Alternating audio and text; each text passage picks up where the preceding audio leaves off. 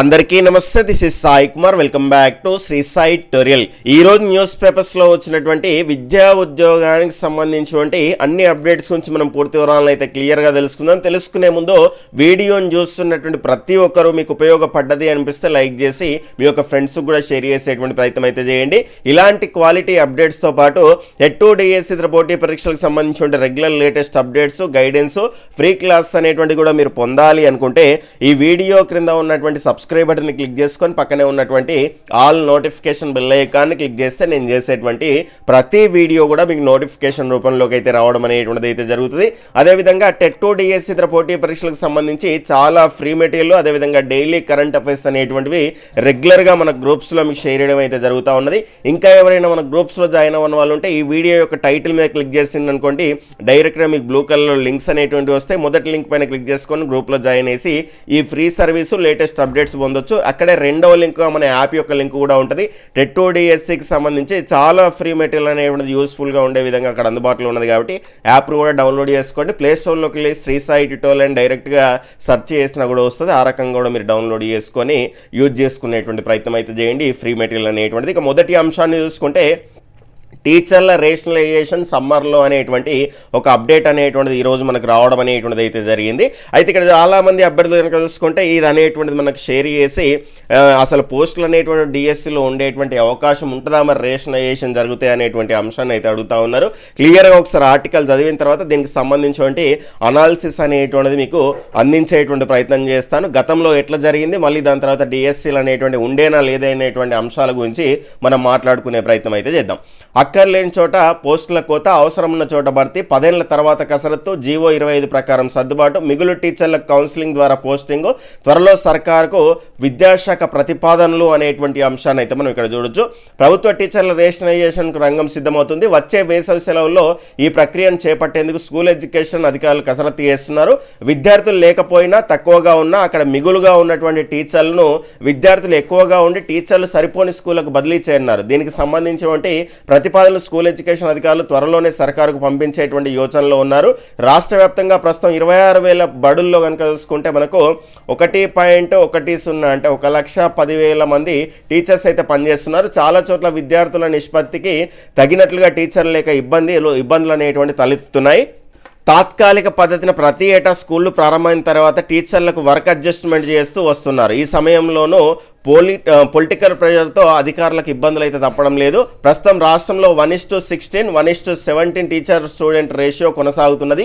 ఈ క్రమంలో ఇటీవల సీఎం రేవంత్ రెడ్డి నిర్వహించినటువంటి విద్యాశాఖ రివ్యూలోనూ టీచర్ల రేషనలైజేషన్ పైన చర్చ అనేటువంటి జరిగింది. దీంతో జీవో నంబర్ 25ను ప్రామాణికంగా తీసుకొని టీచర్ల రేషనలైజేషన్ వేసవిలో పూర్తి చేయాలని అధికారులు అయితే యోచిస్తున్నారు. 25-26 యూడైస్ డేటా ఆధారంగా ఈ ప్రక్రియ అనేటువంటిది నిర్వహించనున్నారు అనేటువంటి అంశాన్ని అయితే ఇక్కడ చూడొచ్చు. 2015 తర్వాత ప్రజెంట్ ఇప్పుడైతే జరుగుతూ ఉన్నది దాదాపుగా 10 సంవత్సరాలు అనేటువంటి పూర్తయింది. కాబట్టి ఇక్కడ క్లియర్గా అంటే 10 సంవత్సరాలు దాటింది. ఆ రకంగా ఇప్పుడు జరుగుతూ ఉన్నటువంటి అంశాన్ని అయితే చూస్తున్నాం. రాష్ట్రంలో చివరిసారిగా 2015లో టీచర్ల రేషనలైజేషన్ జరిగింది. అప్పట్లో సుమారు 15,000 పోస్టులను అయితే ఇక్కడ అవసరం లేని చోట నుంచి అవసరం ఉన్న స్కూళ్ళకు షిఫ్ట్ చేశారు. ఇదే సమయంలో అవసరం లేదని మరో 5,000 పోస్టులను డిఈఓ పోల్లో పెట్టారు. ఇప్పటికీ ఆ పోస్టులను బయటికి చూపించడం లేదు. ఈ క్రమంలో అప్పటి నుంచి ప్రతి ఏటా తాత్కాలికంగా వర్క్ అడ్జస్ట్మెంట్ అనేటువంటి చేస్తున్నారే తప్ప శాశ్వత ప్రాతిపదికన పోస్టుల రేషనలైజేషన్ అనేటువంటి జరగలేదు. ప్రస్తుతం ఒక్కో స్కూల్లో ఒక్కో రకంగా టీచర్ల సంఖ్య ఉండడంతో విద్యాబోధనకైతే ఆటంకం కలుగుతున్నది. కాబట్టి అది క్లియర్ చేయడానికి ఈ రకమైనటువంటి ప్రక్రియ అనేటువంటిది ముందర పెట్టుకున్నారు. ఇక్కడ చూసుకుంటే మనకు జీవో 25 ప్రకారం ఎట్లుంటుందో చూద్దాం. ఇప్పుడు జీవో 25 ప్రకారంగా రేషనలైజేషన్ చేపట్టనున్నారు. ప్రైమరీ స్కూల్లో 1 నుంచి 19 మంది, మీరు కంగారు పడాల్సినటువంటి అవసరం లేదు. ఆర్టీ 2009 ప్రకారంగా మనకు 1 నుంచి 30కి సంబంధించి ఒక టీచర్ ఆ రకంగానైతే మనకు ఉంటుంది. ఇక్కడ ఇప్పుడు ప్రజెంట్ చూసుకుంటే 1 నుంచి 19 వరకు అయితే తీసుకుంటున్నారు. అంటే 1 నుంచి 19 వరకు అయితే ఒక టీచర్ అయితే ఉండాలి. అంటే 19 కంటే ఎక్కువ 20 నుంచి 60 మంది వరకు ఉంటేనేమో 2, 61 నుంచి 90 వరకు ఉంటేనేమో 3 టీచర్లు అయితే ఉండాలి. ఆపై ప్రతి 30 మంది విద్యార్థులకు ఒక టీచర్ను అదనంగా కేటాయిస్తారు. హై స్కూళ్ళలో 220 మంది విద్యార్థులు కనీసం 9 మంది టీచర్లు, సబ్జెక్టు టీచర్లు, పీఈటీ, హెచ్ఎం కలిపి ఉంటారు. ఆ తర్వాత విద్యార్థుల సంఖ్యకు అనుగుణంగా పోస్టులు అనేటువంటి అలాట్ చేస్తారు. ఈ క్రమంలోనే సుమారు 1,500 జీరో ఎన్రోల్మెంట్ స్కూళ్ళలోని టీచర్లకు సంబంధించి పోస్టులను చూపించరు, అక్కడ మంజూరైనటువంటి పోస్టులను రద్దు చేసి లేదా అవసరం ఉన్న చోట ఇతర స్కూళ్లకు మళ్ళిస్తారు. రేషనలైజేషన్లో మిగులుగా తేలినటువంటి టీచర్లకు కౌన్సిలింగ్ నిర్వహించి ఖాళీలు ఉన్న చోటుకు బదిలీలు చేస్తారు. మరి దీనివల్ల డిఎస్సిలో పోస్టులు అనేటువంటివి ఉంటాయా లేదా అంటే ఖచ్చితంగా కొంత ఎఫెక్ట్ అనేటువంటిది ఉంటుంది, కానీ మీరు ఇబ్బంది పడాల్సినటువంటి అవసరం లేదు. అదే మోతాదులో మనకు రిటైర్మెంట్స్ అనేటువంటివి కూడా కావడం అనేటువంటిది అయితే జరుగుతూ ఉన్నది. దాని తర్వాత కనుక చూసుకుంటే ఇక మరి రిజిస్ట్రేషన్ ప్రక్రియ అనేటువంటిది అయిపోయిన తర్వాత మరి డిఎస్సి ఉంటుందా లేదా సార్ అంటే ఇక్కడ 2015 తర్వాత మనకి ఇక్కడ చూసుకుంటే 2015లో రిజిస్ట్రేషన్ జరిగింది. 15 తర్వాత 2017లో 8,700 పైచిలకు ఉద్యోగాలతో నోటిఫికేషన్ వచ్చింది.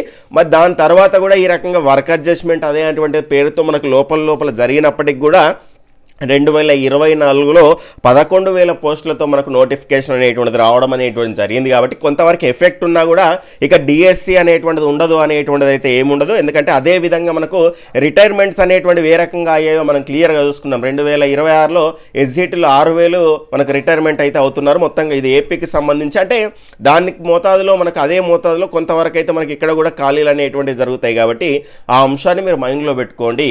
కాబట్టి ఇబ్బంది పడాల్సినటువంటి అవసరం లేదు. ప్రజెంట్ అయితే ఇప్పుడే నోటిఫికేషన్ వచ్చేటువంటి అవకాశాలు అయితే లేవు, కానీ జాబ్స్కు సంబంధించిన నోటిఫికేషన్స్ ప్రక్రియ అనేటువంటి స్టార్ట్ అయితే మాత్రం అందులో డిఎస్సి అనేటువంటి అంశం ఉంటుంది.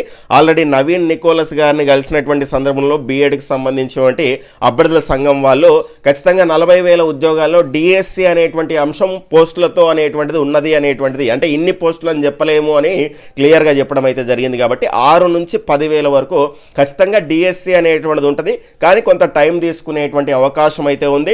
మూమెంట్ అనేటువంటిది 2026 వరకు స్టార్ట్ అయ్యేటువంటి అవకాశం ఉన్నది. నోటిఫికేషన్ 2027 వరకు కూడా పోయేటువంటి అవకాశం అయితే కనిపిస్తూ ఉన్నటువంటి సందర్భాన్ని అయితే మనం చూస్తూ ఉన్నాం. కాబట్టి డిఎస్సి అనేటువంటిది ఉంటుంది. అది ఎప్పుడు అనేటువంటిది మాత్రం ప్రభుత్వ పెద్దలు చెప్పాల్సినటువంటి అవసరం అనేటువంటిది ఉంటుంది. ఈ రేషనలైజేషన్ జరిగినంత మాత్రాన ఇక్కడ కొంతవరకు ఎఫెక్ట్ ఉండొచ్చు, కానీ మొత్తానికే డిఎస్సి లేకుండానైతే పోదు. ఆ అంశాన్ని మీరు మైండ్లో పెట్టుకునే ప్రయత్నం అయితే చేయండి.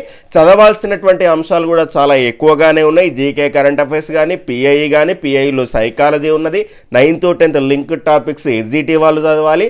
అదేవిధంగా నెక్స్ట్ కనుక చూసుకుంటే మనకు ఇక్కడ పేపర్ 2 వాళ్ళైతేనేమో ఇంటర్మీడియట్ వరకు ఉన్నటువంటి లింక్ టాపిక్స్ అనేటువంటి కూడా చదవాలి. కాబట్టి ఆ అంశాన్ని మీరు మైండ్లో పెట్టుకునేటువంటి ప్రయత్నం అనేటువంటిది అయితే చేయండి. ఇక మనకు 2015 తర్వాత ఇక్కడ మనకు రిజిస్ట్రేషన్ జరిగిన తర్వాత ఉద్యోగాలు ఉండకూడదు అనే మీ విధానం అనేటువంటిది ఒకవేళ ఉంటే గిట 2015 తర్వాత ఇక డిఎస్సి నోటిఫికేషన్లే ఉండకపోయేవి. ఆ అంశాన్ని గుర్తుపెట్టుకోండి. దాని తర్వాత చాలామంది మనకు ప్రభుత్వ ఉద్యోగాలు కావాలని కోరుకుంటున్నారు, కానీ వాళ్ళ పిల్లల్ని ప్రభుత్వ పాఠశాలలో చేర్పించడానికి ఇంట్రెస్ట్ అనేటువంటి చూపించట్లేదు. ఎందుకంటే ఇప్పుడు తరగతికి ఒక ఉపాధ్యాయుడు కావాల్సినటువంటి అవసరం ఉన్నది, కానీ ఇక్కడ విద్యార్థుల సంఖ్య అనేటువంటిది కూడా ప్రభుత్వ పాఠశాలలో పెరిగితేనే కదా ఉపాధ్యాయుల సంఖ్య అనేటువంటిది కూడా పెరగడానికి అవకాశం ఉంటుంది. ఒకదానితో లింక్ అయి ఉంటుంది. కాబట్టి అటు టీచర్ల సంఖ్య పెరగాలి, అదేవిధంగా ఇక్కడ విద్యార్థుల సంఖ్య కూడా పెంచాల్సినటువంటి అవసరం ఉన్నది. తల్లిదండ్రులు ఏమో విద్యార్థుల సంఖ్య పెంచే విధంగా మనం ఎవరైతే ముఖ్యంగా ప్రభుత్వ ఉద్యోగాల కోసం ఎదురు చూస్తున్నారో వాళ్ళు పెంచుకోవాల్సినటువంటి అవసరం ఉన్నది, కానీ వాళ్ళు కూడా ఇంట్రెస్ట్ అనేటువంటి చూపించట్లేదు. దానికి రకరకాల కారణాలు ఉన్నాయి. టీచర్ల కొరత కానీ, లేదంటే అక్కడ ప్రభుత్వ పాఠశాలలో సరైనటువంటి వసతులు లేకపోవడం కానీ ఇలాంటివి ఉన్నాయి. కాబట్టి ఒకదానితో ఒకటి ముడిపడి ఉన్నటువంటి అంశాలుగా మనం చూస్తూ ఉన్నాం. కాబట్టి ఈ రకమైనటువంటి ప్రక్రియ అనేటువంటిది అయితే జరుగుతూ ఉన్నటువంటి సందర్భాన్ని అయితే చూస్తూ ఉన్నాం. ఇక్కడ దీనివల్ల డిఎస్సి ఉండదు అనేటువంటిది మాత్రం అపోహ మాత్రమే. ఈ రకంగా రిటైర్మెంట్ల ఖాళీలు అనేటువంటివి కూడా రెగ్యులర్గా పెరుగుతూ ఉన్నాయి. తర్వాత నెక్స్ట్ సిలబస్ అనేటువంటిది మారుతుందా లేదా అనేటువంటిది. సిలబస్ అనేటువంటిది ఇప్పుడే మారదండి. 2027-28 academic year, next academic year కాకుండా తర్వాత అకాడమిక్ ఇయర్ ఆ రకంగా అందులో కూడా సోషల్ స్టడీస్లో 70%, సిబిఎస్సి 30% స్టేట్ సిలబస్. మిగిలినటువంటి సైన్స్ మ్యాథ్స్ అనేటువంటిది ఏం మార్చినా గదే కదండి. మ్యాథ్స్లో ఏం మార్చినా ఏం మారుతారండి, గవే అంకెలు సంఖ్యలు గవే ఉంటాయి కదా, గవే కాన్సెప్ట్ జామెట్రీ, గవే ట్రిగ్నామెట్రీ గవే ఉంటాయి కదా, అందులో ఏమీ మారవు కదా. మీరు కంగారు పడాల్సినటువంటి అవసరం లేదు. మీరు చదివినవన్నీ కూడా నెక్స్ట్ మీరు సిలబస్ మార్చినా కూడా మనకు యూజ్ అవుతాయి. ఇప్పుడే మారట్లేదు. దానికి సంబంధించినటువంటి ఇంకా పూర్తి స్థాయి నిర్ణయం అనేటువంటిది ఇంకా తీసుకోలేదు. దానికి సంబంధించి చర్చలు జరుగుతూ ఉన్నాయి. విధి విధానాల రూపకల్పన అనేటువంటి జరుగుతూ ఉన్నటువంటి సందర్భాన్ని అయితే చూస్తూ ఉన్నాం. కాబట్టి ఈ సిలబస్ మారుతుందేమో, ఇప్పుడు నేను చదివిందేమో యూజ్ కాదేమో అనేటువంటి ఆలోచన అనేటువంటిది మైండ్లో నుంచి తీసేయండి. ఖచ్చితంగా ఇప్పుడు ఉన్నటువంటి చదవండి. అవన్నీ కూడా మీకు నెక్స్ట్ సిలబస్ మారినా కూడా ఇవన్నీ కూడా కవర్ అవుతాయి. అదనంగా కొన్ని అంశాలు చేరుతాయి, దాన్ని మాత్రమే మైండ్లో పెట్టుకోండి. ఇక్కడ క్లియర్గా మొన్ననే మీకు చెప్పిన మనకు సైన్స్, మ్యాథ్స్, సోషల్ స్టడీస్లోనే ఈ రకమైనటువంటి మార్పులు అనేటువంటివి అయితే ఉంటాయి. సైన్స్లో ఇక్కడ మానవ శరీర వ్యవస్థలు అనేటువంటి సిబిఎస్ఈ సిలబస్లో వేరే తీరంగా ఉంటుంది, స్టేట్ సిలబస్లో వేరే తీరంగా ఉంటుందా? అంత గదే అండి. అదే కదా గుండె నిర్మాణం అనేటువంటిది అక్కడో తీరు ఇక్కడో తీరు ఉండదు కాబట్టి మీరు కంగారు పడాల్సినటువంటి అవసరం లేదు. ఖచ్చితంగా ఆ రకమైనటువంటి సిలబస్లో మార్పులు అనేటువంటివి 2026, 27 విద్యా సంవత్సరానికి సంబంధించి పుస్తకాల ముద్రణకు టెండర్ ఫైనల్ అనేటువంటిది అయిపోయింది ఆల్రెడీ. అంటే కాబట్టి ఇప్పుడు మార్పు అనేటువంటి జరగదు. కాబట్టి 2027, 28కి సంబంధించి అయితే మనకు మార్పులు జరగడానికి అవకాశం ఉంది. జరిగిన తర్వాత కూడా ఒక 1 year అకాడమిక్ ఇయర్లో రన్ అయిన తర్వాతనే మనకు సిలబస్లో మనకు దానికి ఇవ్వడానికి అవకాశం ఉంది. కాబట్టి ఆ రకంగా మీరు ఆలోచించే ప్రయత్నం అయితే చేయండి. ఇక గ్రూప్ 1 పోస్టుల పైన వీడిని సస్పెన్స్, మరోసారి తీర్పు వాయిదా వేసిన కోర్టు, ఫిబ్రవరి 5న తీర్పు వెల్లడిస్తామన్నటువంటి ధర్మాసనము అనేటువంటి అంశాన్ని అయితే మనం ఇక్కడ చూడొచ్చు. ఈ రకంగా దీనికి సంబంధించినటువంటి అంశాన్ని అయితే మనం చూస్తే క్లియర్గా అర్థమైపోతా ఉన్నటువంటి సందర్భాన్ని అయితే చూస్తున్నాం. అంటే మొన్ననే రావాల్సింది కానీ దానికి సంబంధించి ఏవో రెడీ కాలేదు అనేటువంటి కారణాలతో మనకి ఇక్కడ పెండింగ్లోనైతే పడింది. ఈ రకమైనటువంటి అంశాన్ని అయితే చూడొచ్చు. ఈ రకంగా ఈరోజు న్యూస్ పేపర్స్లో వచ్చినటువంటి విద్యా ఉద్యోగ సమాచారం అయితే ఉంది. ఇది మీకు ఉపయోగపడ్డది అనిపిస్తే మీ యొక్క ఫ్రెండ్స్కి కూడా షేర్ చేసే ప్రయత్నం అయితే చేయండి. బాయ్, టేక్ కేర్, జై హింద్.